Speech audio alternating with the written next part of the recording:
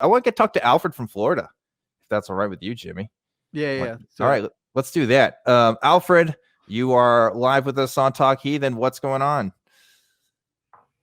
Hey, oh my gosh, I can't believe I'm on here. Yeah. Hey guys, yeah, I just want to say right quick that you guys are a lot nicer than the other ones that they weren't very nice to me. Well, you haven't talked to us yet. So.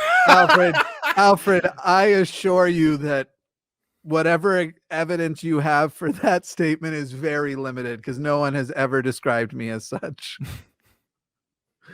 Oh, you're nice. Right, we'll see. Okay, so anyways, I have a claim that I made. I got my notes written down. But I have I have two claims, but I'm going to read you one claim. I'm just going to factor down to one claim, if that makes sense. Does that make sense? Okay. No, but just do it. Yeah. I like that you have it written down. That's actually a good thing. Take note, people who call into the show, if you write your stuff out before you come talk to us, it really does help. So but I'm also like, we would fight about that too, because all that does is go like, that just gets the Otangelos of the world that are like, I have my script and I'm not really going to listen to what you say. I more mean, that's true too. I don't want to get into that kind of territory. I just more mean if you're feeling nervous or you don't want to like overextend yourself while talking, it's good to write out what you want to say. So bring the spark notes. Right. Anyway, go ahead, Alfred. Okay.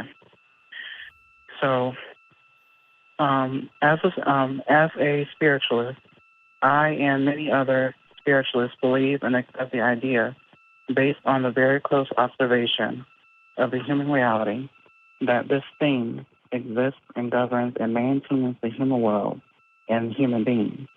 This thing can be factored down into two things, love and infinite intelligence. However, we factor these two things down further into just one thing, which is love, an old thing, such as nature, materialistic things, human beings, animals, all gods of all religion, and the universe come from love. We also factor love down even further into what is called good affection, or showing good affection to all things and people, and a good feeling or a feeling of being loved by people and things. Like part of the Christian scripture, we see this thing or love, or as spiritualists, human beings, nature, animals, etc., to be a reflection or image of love, which means this thing can take form of many forms, especially human being form, by creating a human creation.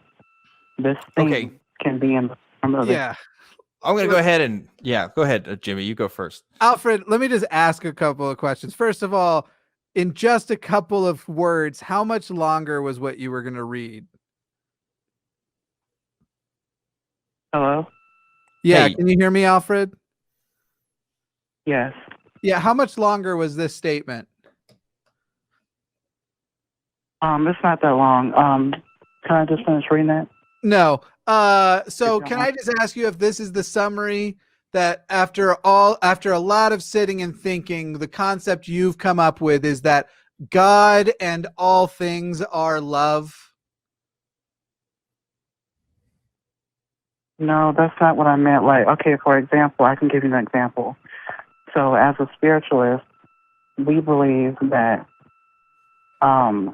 we actually stick to reality. So I think what you guys are doing, correct me if I'm wrong, you guys are looking for, you guys are looking for evidence from other people's religions as far as what their God, like, whether their God is real or not. But as a spiritualist, we look for, wait, hold on, I'm nervous. It's okay. As a spiritualist, we look for a God of, we look for a God of our reality, like the earth, like our reality, like. Right. Okay. That's fine. That's fine. I don't need any more. So what you've described is a God of confirmation bias. You go, I'm not a materialist. I'm not a literalist. I'm not going to just sit there and go, you are starting with a conclusion and saying, I'm looking for this God. And now everything that fits in. By the way, your whole thing was God is love, but whatever. We're not going to argue about what your statement meant, even though I am capable of basic comprehension. Yours is a God of confirmation bias. And the good news is, Alfred, I'm not mad at you for that, because so is every other God. So is every other God that people want to believe in. But now you're leaning into what is a fallacious way of thinking. You're going like, hey guys, what if we just say confirmation bias in different words is great? So here's the difference between you and I, Alfred. You give me the facts and I'm still going to draw conclusions.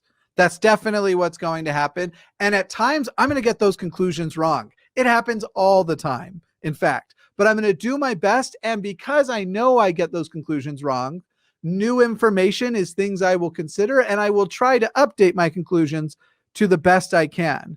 But when you say I'm starting with looking for this God, that is starting with your conclusion, and then you're going to tailor the facts to it. And then when you say of my own reality, it's a concept I reject. And in fact, the audio was a little bit warped on it, but if you go to my channel, I suggest you look at the conversation that I had with Matt Dillahunty, who, if you aren't familiar with this channel, with who Matt Dillahunty is, I don't know what you're doing here. But anyway, we had this conversation about the arguments that annoy us the most. And one of them is this concept of my truth. If you're here to only advocate for your truth, then you're useless to me. And I don't mean that in a mean way. I literally mean if you can only advocate for your reality and not a concept of it would appear we all share a reality, and that's the truth you advocate for, then the only person you need to be sharing these thoughts with are yourself, because that's the only person they could possibly appeal to. And I'm sorry for the coldness of that, but that's just how it is. The only thing I would add to this is what I'm hearing here is a type of hermeneutics, which is this practice of trying to blend religious and philosophical literature and just, wisdom texts in general, and just trying to put them into all one umbrella to try to get a grand theory of the world. Because, we see that there's other religious ideas out there, there's other practices, and there's other faiths, and we think, well, maybe there's some sort of universal truth at the end of it. But exactly to Jimmy's point, you're making an assumption there at the beginning, which is that there is something to the end of this, that all of this is somehow connected, when really that's just a bias that's implicit in the first place. It's not being scientific to take all these ideas and think, hey, there must be some sort of truth to it. We have to start with exactly what we know to be true first, or at least what we can reasonably demonstrate, and then go from there. But even to say that everything is love, that gets problematic too, because if we're all beings of love and that's like our greatest existence, then we obviously see so much awful destruction and terribleness. And I could easily argue that we are beings of destruction just as much as we're beings of love. I think I could find just as many examples of that. So, it comes down to just redefining words, and also just like Jimmy was saying, it's a selection bias there of the kind of data that you're putting in to this kind of what appears to be a universal worldview, but is actually a very selective one. But I think that's all the time I want to spend on this particular call. We got a lot of other people. If I can give Alfred a challenge, because I think Alfred, there's I already dropped it. All right. Well, Alfred, I didn't realize that. Hopefully you listen back to this after, because I do think you should call in and the conversation should continue. But what I want to explain to you is what you just did and what you should do next time instead. You called us and said, I have a lot of great reasons to believe this that can only appeal to me. But that's not what the show or shows like this are about. You need to call why I should believe what you believe, why Dan should. And if you only want to talk about why you believe that, I'm fine with having that conversation too in a different context, as long as you're open to the scrutiny of, I'm now going to give you all the reasons why you shouldn't.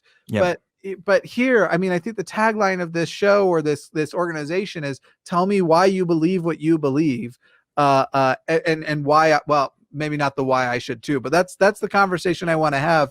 And if right off the bat, if the information is I can only prove this to myself, then there's no use to this conversation. Yeah. Anyway.